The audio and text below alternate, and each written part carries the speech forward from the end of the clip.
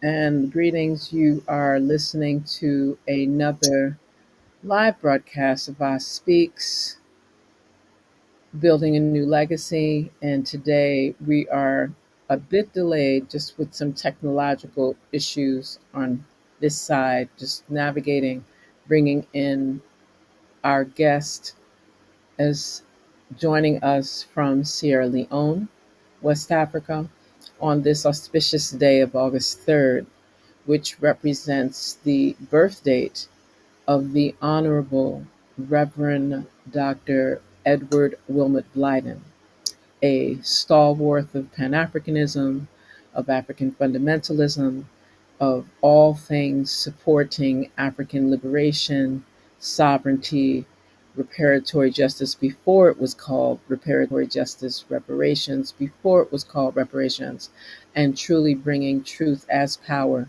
for African Black people globally, specifically with groundings in the Isle of St. Thomas when it was the Danish West Indies, which is now the Virgin Islands of the United States, and taking his message through the church, through community organizing, and much, much more, speaking more than 16 languages fluently, also traversing in Sierra Leone, Liberia, Kemet, Egypt, and many other places, and who is joining us tonight.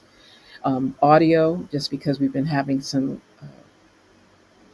technological issues, is none other than his illustrious great granddaughter, Isa Blyden. Greetings, Sister Blyden. How are you? Greetings to you. Thank you for having me. It's a joy and a privilege. Please share with our audience because we know that our time has been somewhat uh, shortened, and we will work out some of the technological issues in the future so that they can see you, because it's important for persons to see you as well as hear you. But for tonight's broadcast, we would love for you to share a bit about your illustrious great grandfather, some highlights that you would like us to be aware of, and then we'll go into some other areas that are pivotal to some of the future activities coming forth. So please share. Well, my great grandfather, Edward Wilmot Blyden, was born in the Virgin Islands in Charlotte, Mali. And his mother is actually the fundamental person to do with his early, literacy. Whatever literacy he had was through his mother, who taught him how to read using the Bible. At 18, he went, actually 17 and a half, he was taken to the United States to go and attend Rutgers Theological Seminary, but he was denied entrance on the basis of the fact that other African American students that had gone there had not done well, so he was denied entrance. So he was then given passage to go through the American Colonization Society and the New York Presbyterian Society, passage to travel to Liberia, which had just become a republic. And the reason why was because they were creating a school that they would name the Alexander High School, which was named after the founder of the Presbyterian Theological Seminary in Princeton. And so Blyden ends up, once the school gets started, which was a year or more, so that when he gets there, he's this young man of 18. He has really nowhere to go, but he ends up working in one of the benefactors' houses until that one disappears, and then he tutors in the Baptist church. He does a lot of small jobs. He writes for the newspaper. He really finds opportunities quickly. Mm-hmm. And then he was advised by one of his, one of the people, in fact, who brought them in there. He says, well, I'm all alone here and I don't have a support or anything. What am I to do? He says, every opportunity that you have, you should seize, because you don't know whether that opportunity is going to take you to where you're going to go. Mm-hmm. And so he follows this man's advice. He literally seizes every opportunity that comes his way, and he begins to live in Liberia. Excellent. He does 2 years of high school at the Alexander High School. He graduates, and he then becomes the headmaster of the school. He has 7 students, and he's teaching them languages because he's taught himself how to read Hebrew. Mm-hmm. He's taught himself Latin, and he's taught himself Greek because he likes the classics. Mm-hmm. And he learns these, he teaches himself. And so that's what he teaches these young boys along with religious studies in the Alexander High School. Then comes that he has to take the divinity exam for the Presbyterian Church because that's why he's gone there. He passes, he's ordained in 1858, and he begins to preach in what is today called the First Presbyterian Church of Monrovia. But at that time, it was known as the First Cumberland Church, Presbyterian Church. It comes out of, I think, Maryland. And what's so interesting about it is when you go to this church, you will see his name on the plaques on the wall. I was fortunate when I went to Liberia finally to go discover, how did this man live there with my great, how did they live in Liberia? Because I'd really gone. And I wanted to also see what it would be like to work with a female president. Well, I go to the church, and the pulpit where he used to preach was still there. The chair he sat on was still there, so I sat on it. And then I went and looked at the plaques, and I took pictures. And the guy said, "Well, you are our mother now because he's not here. You're going to be the mother of this church." I said, "Okay." But to sit in my great grandfather's chair, the one he sat in as the elder, was a very exciting moment. I thought, "Oh, for heaven's sakes!" Well, they didn't like the pulpit because it was old, they said. So do you know they tore that pulpit down? They did not keep it. Something so valuable. I kept telling them, "Look, just keep it as a museum." I said, because people will come to see this. That's what people are looking for. They didn't listen. They knocked down that pulpit. But they didn't knock down the chairs. What they've done today is they've upholstered them so they have a new kind of material on it. But when I went there, it was the original velvet one that was there. It was really, really neat. Really neat. Okay, so then after he was a Presbyterian pastor, then the Liberia College opened. They opened the Liberia College. But they didn't have enough faculty. They had Alexander Crummell, who was a PhD from Cambridge University. He was an British African. And then there was Blyden, who was prolific in these languages, and he was already, a headmaster. So he was given a Master of Arts degree from Middlebury, so he could lecture. And he began to lecture at the Liberian College. All right. And so there he is. He's doing that. He's lecturing. He's a pastor. And he's writing for the newspaper. Because it's critical that he seizes every single opportunity that he can. All right. So that he can survive in Liberia, this place that he doesn't know. And it takes him into the countryside because the Presbyterians are weak compared to the other ones like the German missionaries or the Wesley missionaries or the Baptist or say some of the United Methodists. Those they had more strongholds. Presbyterians were very conservative. They were the ones that were non-reform ones, so they were very snooty and all that sort of thing. And Blyden and Cromwell were the African American ones. In those days they called them Negro, but I use the word African American. I don't use those terms because it's supposed to evolve. We're supposed to be new and improved. So okay, and so he goes into the interior where he meets the other tribes, and he tries to convert them to Presbyterianism, and he finds out that they're all Muslim. And because they're Muslim and the Muslims have had a stronghold, he can't convert them because they're really Muslim. So he decides to study why it is that the Arabs can get all these followers, but the Christians can't.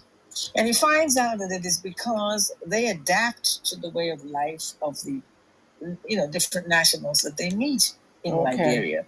The Mandingo, the Bassa, the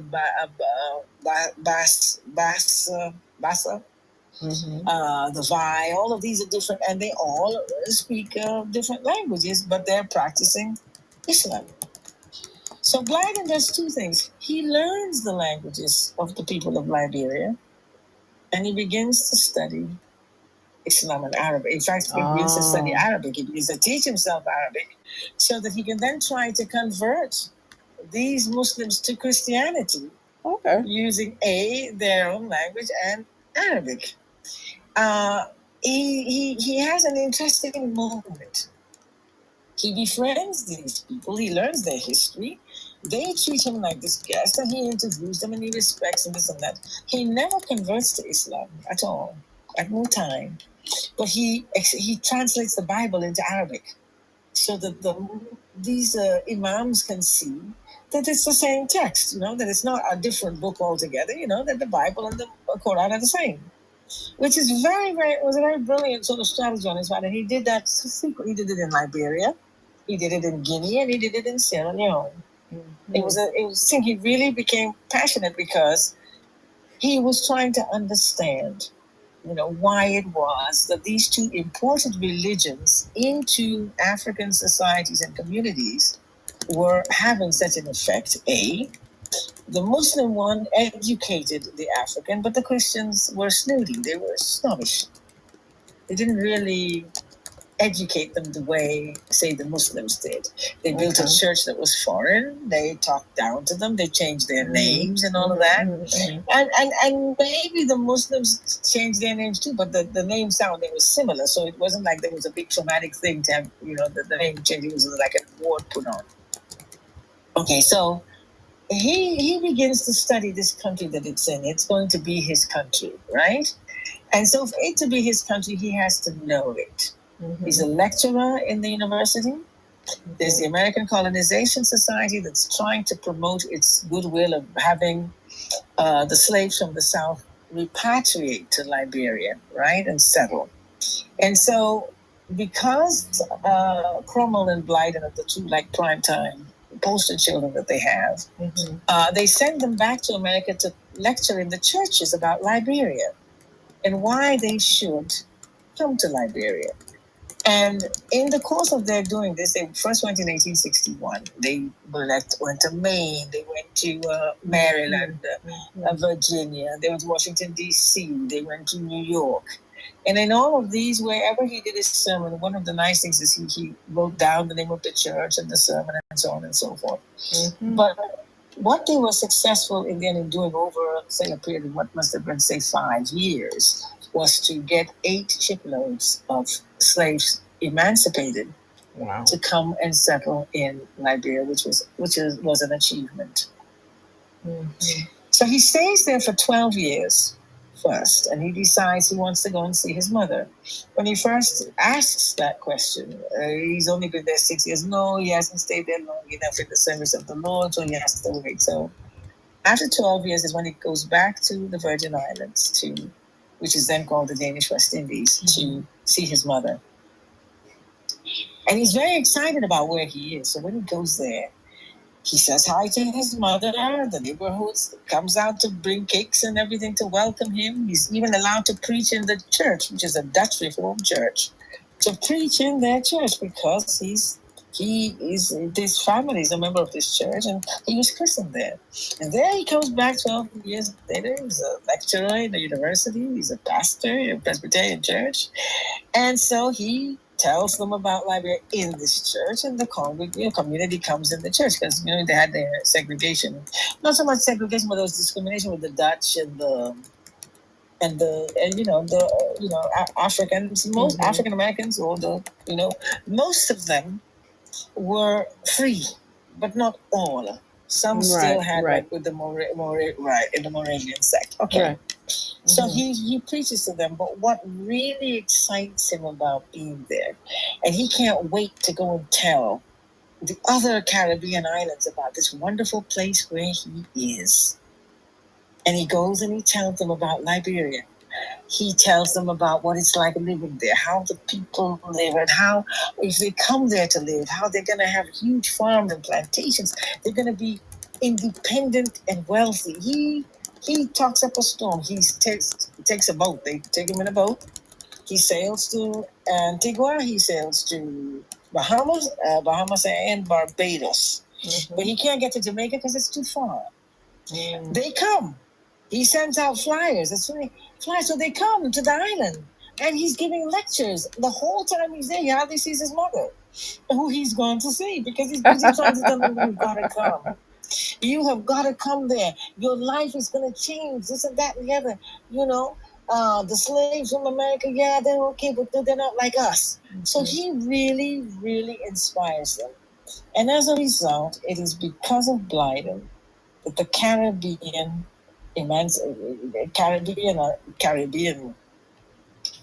natives of Jamaica, Barbados, Bahamas, and Antigua, I think Antilles also, all repatriate to Liberia. It's a fact. Not from the American Colonization Society, no.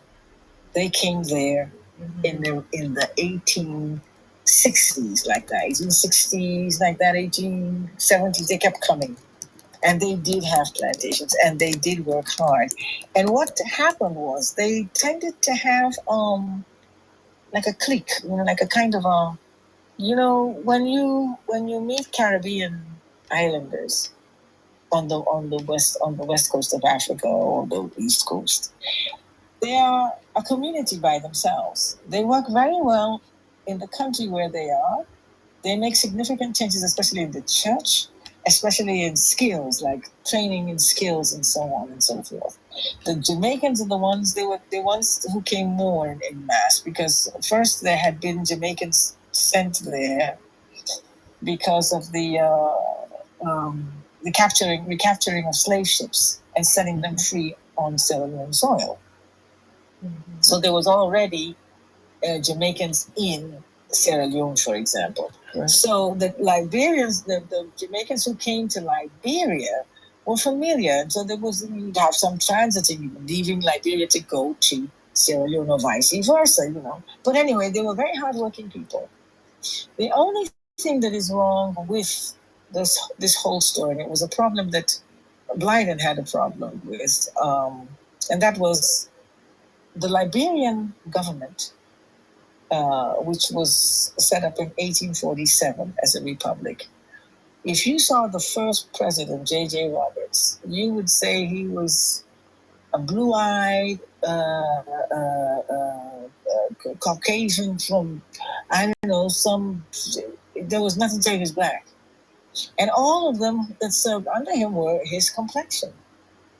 And they discriminated against the dark-skinned, okay, repatriates. This began to be a problem, okay? Blyden, Crummell, the pains, they began to have tensions, they began to resent because they were being discriminated against.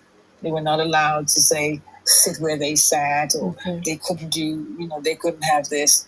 And then the Presbyterians, their missionaries who came in the same capacity as what Blyden and Crummell were doing, they were given houses complete with everything inside, whilst Blyden and Crummell were put in one little room and they had to have a partition. Both of them by then had married, and so they had their families in this little tight room outside of the Presbyterian church. They did not make provision. There was all of that kind of discrimination, but it did not deter them. That's the interesting part. It did not deter, not Blyden, not Crummell, and none of the ones that were the dark-skinned ones. They were the harder working ones. They were the ones who went out into the field. They were the ones who did the report. They were the ones who made the innovations. Yes. Yes. Right. The mulatto tended to discriminate. They were the American Liberians, and they had plantations. And they had servants, is that right? And that same kind of social mentality that was there in America, they brought it to Liberia. Blyden began to speak out, okay, against this. Began to speak out against that kind of social discrimination. And how, it was unfair, and even the salaries were different. There was a lot of tension that went on. And so, at one time, the mulattoes got angry. I don't know, he criticized them in a speech or in a letter. And they dragged him up the hill to lynch him. He had a friend, and this friend ran alongside him as he was being dragged up the hill, Crown Hill, it's called. It still stands, Crown Hill, with this rope around his neck. And this friend had his finger between the rope and Blyden's neck, which is why his neck did not snap. But then he had to leave Liberia, okay, because there was this anger. But but this is coming along. He even ran for the presidency of Liberia, and of course he did not win. He knew he wasn't going to win, because not for just the social discrimination of it, the politics tended to favor the mulatto. The Presbyterian whites who administered the missions, they too were partial, right, to the light skinned. Okay, they called themselves, as I said, Americo-Liberian. Blyden appealed to them in his sermons, in his inaugural addresses during Independence Day and at the university. Look, we are here as an independent republic, and we have a nation of people we have to rule. That's why we are called the Republic of Liberia. You cannot exclude 75% of your population and say that you're a nation, you're a republic. You have to be inclusive. Right. You cannot get ahead if you don't go in and find out who it is that are our subjects. You cannot exclude the natives from your overall activities all the time, because nobody will believe then that you are an authentic republic. Right. And the people themselves will resent you, okay? Right. And so as a result, over and over, this was over and over. He had gone, he'd studied, he gave lectures about the different ethnic groups. He did a lot of things to try and get people to just go in and work with the Liberian ethnic groups that were there. They didn't listen. They kept on with this Americo-Liberian thing, the social crime, the mulatto, the this, the that, and the other. This is what led to the 25-year instability that later on afflicted Liberia in the 20th century. It was ugly. It was really ugly. I mean, Sierra Leone, yes, they have theirs too, but oh, no. When I went there, I actually saw it. I literally saw it and witnessed it. And I thought to myself, oh, so this is what it is. And then when they saw me, and they said, oh, that's Blyden's granddaughter. Oh, she doesn't like mulattoes. That's they whispered that. And I thought, and I turned and smiled, and said hello, because I wasn't Liberian. I mean, I came from Sierra Leone. I had access to Liberian citizenship. And even now, for the bicentenary, which I'd like to also mention, um, is that I'm preparing to have for him, is so that the whole of West Africa can have a bicentenary. We don't have anybody that's had a bicentenary before. We haven't. It's not been like that. And he served in 8 countries in West Africa. Right. There's 17. He spoke the languages. He taught schools. He opened churches. He started newspapers in 3 of the colleges. Nigeria, which is a big country, his grandfather was from there, so he tried to sail down to the east of Nigeria to see if he could find his relative or anybody that looked like him, so he could say, well, oh, I found right. But sadly, he did not see any of his relatives. But he was very enthusiastic and intensely passionate and living on the West African coast. He had a lot of diverse skills. He had a lot of positions he tried to fill, and of course, when you're trying to fulfill a lot of positions and then you don't have enough time, or stamina, naturally you're going to flounder, it's not going to be complete, you're always going to have to go back, And so in 1887, he convinces the president then, is James Paine, to send him to represent Liberia as ambassador, because he thinks that Liberia is a republic and should represent in the world like every other country does. Right. They said no, because it's not possible. We're not ready. We don't have the money. So he says, well, let me go anyway. I don't have to get a salary. It's okay. Just send me there, and I will promote the country and like that. So he goes there without a salary. But what happens is an American, not millionaire, but a wealthy American who supports the embassy of Liberia and supports his mission there first. He promotes Liberia effectively. He meets the literary people because by then he's published. He's published three books. He's published his first book in 1859, entitled Liberia's Offering.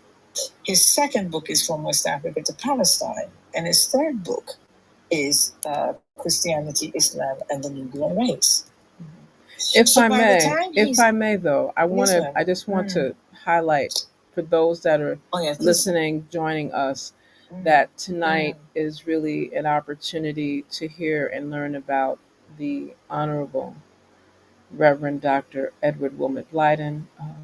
He was born today, August 3rd, Oh, I was 1813. going to get there, but it's okay. No, but that no, because I know that our time is Okay. going to expire, and I Okay, just want to okay. make sure that I Well, let cover. me just pause there then. Yeah, yeah, Okay. I'm because pausing at the. no, well, we're going to come back and do this again, and that way we can also have you before we close tonight share about the bicentenary and so forth. But I just wanted to highlight. No, I was not going to mention bicentennial. I meant that in passing, but and when I said he was raised by his mother, I forgot to tell you what year he was born and what the date, the August 30th is his birthday, which we're celebrating. Yeah, no worries. But I just wanted so to. We stopped. Yeah, but before you continue, just let me just share with those that because persons are coming in because they thought we were coming on earlier, so they're coming in because they're seeing that this is being no apologies required. But I just want to highlight some of the titles as you've shared: Liberia, the land of promise to free colored men; Liberia's offering, being addresses, sermons, etc. The origin and purpose of African colonization discourse; our origin, dangers, and duties. And right, speeches. Exactly. And they would have annual. They were defined as annual addresses, but you can easily go online now and see most of them have been preserved and archived. Right. The in 1869, the Negro in ancient history. In 1871, the people of Africa. 1850, not 1860. Oh well. No, you know what? No, don't worry about it. See, this is what I've learned. He gave the sermon earlier when it was published in as a public, yeah, and right, then that's the year that they have it documented as. But you are absolutely correct in terms of when this actual sermon or annual address was delivered.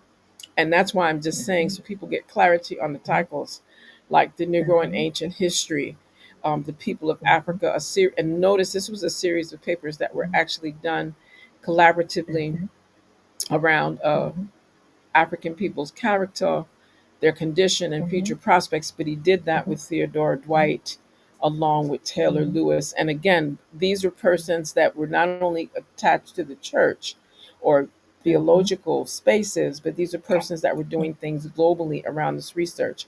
He was writing in the 18 and speaking on it in the 1860s, but writing about it in the 1870s from West Africa to Palestine. So this issue with Palestine is not new. So I think people should know that persons as great as Reverend Dr.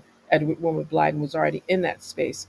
The aims and methods of a liberal education for Africans, the origin and purpose of African colonization. And again, these were discourses that were ongoing, and in what's defined in 1887 that we can find as a culmination of these publications and these annual addresses: Christianity, Islam, and the Negro race, which is a significant contribution to literature, research, history, social sciences, and much more to really understand what he's development. Yeah, exactly. And then, of course, West Africa before Europe, which was written after that, and then African Life and Customs that was written after that. But again, these are coming from annual addresses. Yeah, these are coming from annual addresses, and I just felt it's important that people know when you were talking about the colorisms back in the day and the types of discrimination that your great grandfather endured. He has this quote that many people keep. I used to have it memorized, but I like to read these things so that I don't misrepresent things. And I quote, if we are to make an independent nation, a strong nation, We must listen to the songs of our unsophisticated brethren as That's they correct. sing of their history. And that just goes back, that's a very delicate way of speaking of the colorisms, the internalized the internalized discrimination that wasn't racism because of lack of power, but contributed to the kind of racist behavior that others launched on people of African ancestry. And again, his whole conversation. So because I know that we're going to be short on time, so I want to let you close out your point, share about the bicentenary. No, I wasn't going to. I was only going to mention that in passing because I assume I'm going to have another opportunity to speak on this. I was going to speak differently on another channel. Let's say we're going to have, and you asked me about that, then I could say that. Yes. But where I stopped was actually where I had wanted to stop first. I wanted to say two things.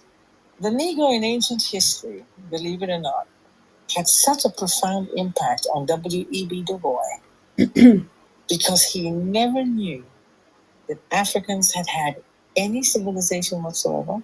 He was shocked to know that they had built palaces, that they were kings, that they were doing all these things, had gold. It just blew his mind, and that's how he became a Pan Africanist. It completely changed him.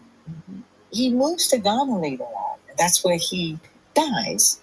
But the whole time, as my father would say, I was like, but Blyden, how could I be, aren't I a Negro first? And that whole thing. And Daddy says, no, you're first an African, and then you're human. And this is just somebody's perception of you. Took him along. So can you imagine? They had ships and boats. Right. He called the first conference. Blyden could not attend. It was in Paris, so he could not go.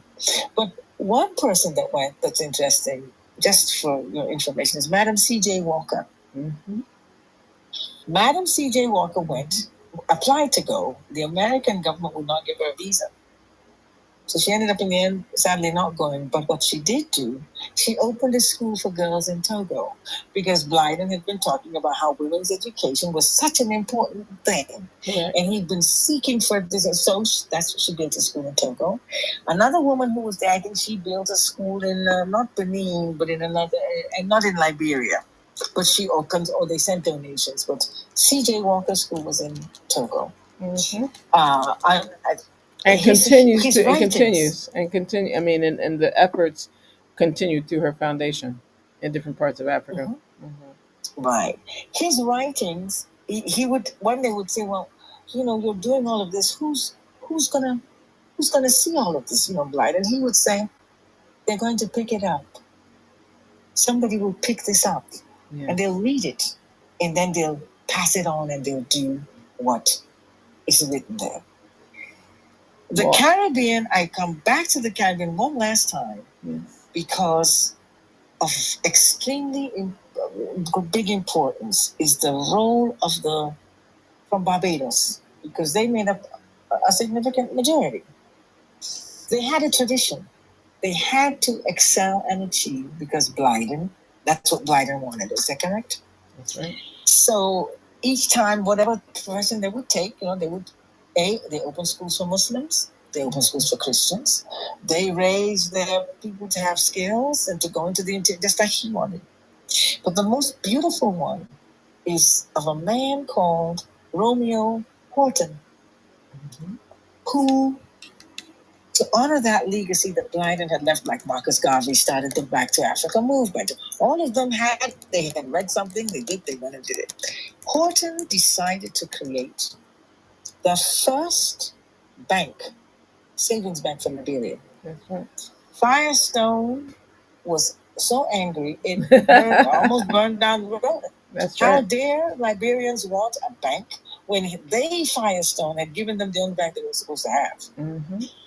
So Horton then moves on and creates the first African Development Bank for the independent African nations that took place in the 60s and 70s. Okay? He creates this bank. All is well. They're supposed to put in 40,000 apiece per country so that when they have to develop anything, the African Development Bank was there. Correct. But because the new African nations did not want to be attached to their old colonial masters, they didn't want that same exploitation that had taken them so long to get out of it, they decided they were not going to be aligned to any particular European nation. Whoever said development, they would work with them. And so they had this non-alignment movement that started with Nasser in Egypt. You will not believe that by the end of the 70s, all those heads of state that had joined that non-alignment, none of them were alive. Oh.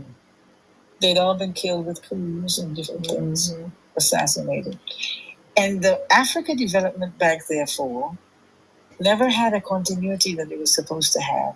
It was taken over by the American banking administrations, so private ones, and the Africa Development Bank is run with the import export and everything, but by the United States. I just hope it's On the important. basis, I think it's important to that's also important. yeah, that's very, very important for a variety of reasons. But I like for Yeah, as we one get ready to is the Bayesian, yes. yes, and Yeah. I think it's important to know that he was a Bayesian, especially with the republic status that our newest republic in the Caribbean is Barbados under the leadership of Her Yes. Excellency Mia Motley, and this type of information and the fact that right now in the last couple of years, developments have been put in place. So, where is the 2020? Where is the African Export Import Bank for Development now in 2025 in Barbados? Oh, that's very good. I just think it's But very is it? important to know that that is what exists now. I had not read that, but since I'm Yeah. going to start my money pull out, I'll make sure that I include that. Yeah, because I think it's important for persons to also know that the illustrious founder and first president of the Bank of Liberia and, of course, the African Development Bank, A. Romeo Horton, in addition to being from Barbados, I think it's important to know that he too spent significant time around that the various Booker T. Washington Institute. He spent time around the Morehouse College environment. Yes, He actually attended there. And he opened a bank for African Americans in Pennsylvania. Correct. That's the third bank he opened. Correct. And he was also an assistant economic advisor to William Tubman before he was promoted as the first Secretary of Commerce, Industry, and Labor. I just think these are, again, we could spend a lot of time on the historiography and the chronology of how important these persons I wanted are. to show the influence of how when people repatriate to a place, like how you have the Back to Africa diaspora people returning, the character and nature of the diaspora returnees in the 19th century during that second half, not necessarily because of Blyden, but because that's when it was the same zero that they had, the same zero as slaves that they had in the places where they were enslaved. When they came to Liberia, that same zero did not disappear. They had to rise against it. So some of them came and they immediately started businesses because it was critical.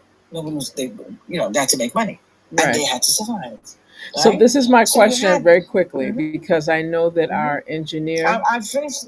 Okay, no. Okay. So I want you to have your closing reflection, and then we're going to close out. And we know that we're going to return, get past our technological issues, so that our viewers and listeners can see you. And in the interim, Oh, you okay. I will thought send you me could see me. pictures. Okay. Yeah, you'll send me pictures of yourself so that I can put a face to this informative presentation that you shared with us. So please give us your Okay. closing word, Sister Isa. Okay, so I told you that he went to be ambassador in England. That's where I stopped. I did not mention about his trip to Palestine, but based on that, because I would have been, I would have been having to go back there, this and that and the other. But to celebrate his birthday, this day, Edward Wilmot Blyden Day, the second publicity that I'm giving is to the publication of the book From West Africa to Palestine this year. The book will be out in October. The reason why is because everybody wants to recognize the state of Palestine. Palestine is a state, independent. And the reason for promoting this, just for your information, is because my great grandfather traveled to a country called Palestine in 1866 because it was there. It had been there for several hundreds of years. It was not a by the way. It went under lots of difficulties. It is true, but he went to a country called Palestine, which is why he entitled the book the way he did. And one of the things that happens when in 1873 he's submitting the manuscript and he's finished it, and he finishes it on Christmas Day in 1873, he writes, "This book will be of tremendous importance 150 years from this date." And in 2023 is when the war broke out in Palestine. For somebody to be that to be that prescient, a 34-year-old man. I mean, it blows your mind because he wasn't psychic, but he was. He was a media person. He loved the media. He loved the publicity. He just loved being a media person. The news, to make sure everybody was informed. It was critical for him. So with that, he had more. with that, I just know because of our extended time taken from us earlier, I want to thank you so much for just joining us, even as audio. And I'm a little bit biased because I can see her on the other device we're speaking on, and you all are unable to see her. But we will correct that in the future. And I hope that the audio provides enough interest so that when we introduce Sister Queen Blyden for our next podcast, after we get through this videography piece of issue, that we can actually take it to the next level. And I want to thank you most humbly for sharing this time as we honor the illustrious, most well respected international Baba of Pan Africanism, African fundamentalism. Can I just say one thing to the audience so that they'll understand? That this is the Edward Wilmot Blyden Day.